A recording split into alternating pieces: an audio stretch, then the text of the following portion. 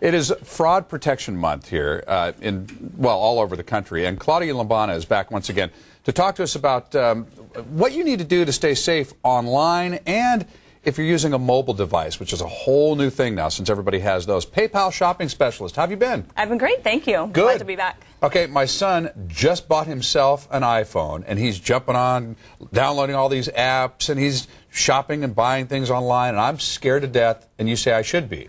Absolutely. I mean, as you mentioned, March is National Fraud Prevention Month, but it's really something that should be top of mind for people year-round, not just in the month of March. It's something that people should be thinking about. Right. And people take precautions online, and a lot of those same precautions need to be taken on mobile devices, and that's what people don't really comprehend or get, and they don't think they're, as exposed as they might be online. The crooks are usually ahead of us. Absolutely. On all this stuff. And the growth in m-commerce, people shopping online, people buying apps online, has grown so rapidly. They're expecting $5.3 billion to be spent this year alone in the U.S., and that's 83% more than was spent last year. So who's scamming us? How are they doing it? So what you need to really look out for, the number one thing when you're on your mobile device is password protect. Password or PIN protect your mobile device, and surprisingly, 54% of smartphone owners do not do that.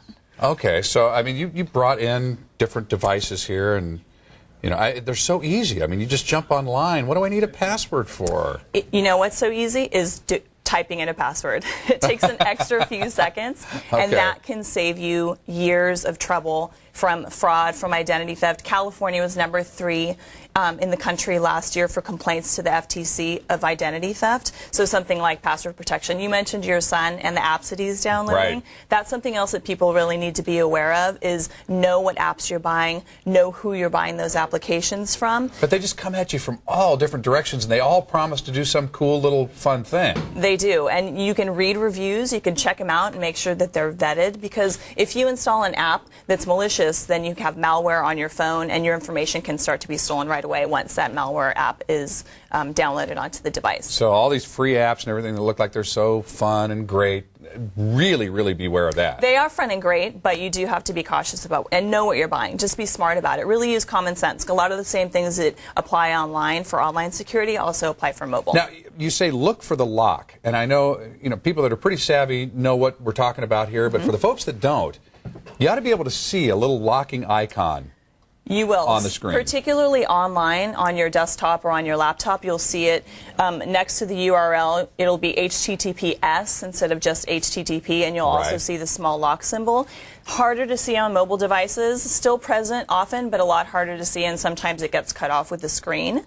So there are other ways that you can check and make sure that you're secure. HTTPS, again, is another great way to make sure that you're on a secure site. And here's a new one for me. I just was looking at this, smishing. Smishing. Smishing. That's a mobile version. Sounds like something Snooki's doing. It's phishing on your computer, on your mobile device. It's smishing, because you can get an SMS, which is basically a text message, and the text message might send you a message saying something like, "You're overdrawn on your bank account. Click on this email," or "Call this phone number." And the minute you click on that link or call that phone number, malware attaches itself to your mobile device, and then you're in trouble. All right. PayPal has kind of been leading the way in a safe place to shop and to make your payments and so forth when you're buying items. What's the key? So the key, if you're shopping with PayPal, that's a great start, because you're protected. Your information comes to us only one time when you set up your account, and after that you never have to give your credit card or bank information again. We saw in total payment volume mobile, we're seeing up to $6 million a day in mobile payment volume. So it's really growing exponentially. So this is something that people need to be aware of. And with PayPal, we have our security center on the website. We've got a security center that gives you all these tips and points you in the right direction. But when you're shopping with PayPal or when you're making transactions with PayPal, you know that you're secure. Just make sure you're doing it with PayPal. Correct. Okay, very good. Claudia, thank you so much for coming in, as always. For more information, you go to san diego6.com and click on Hot Topics.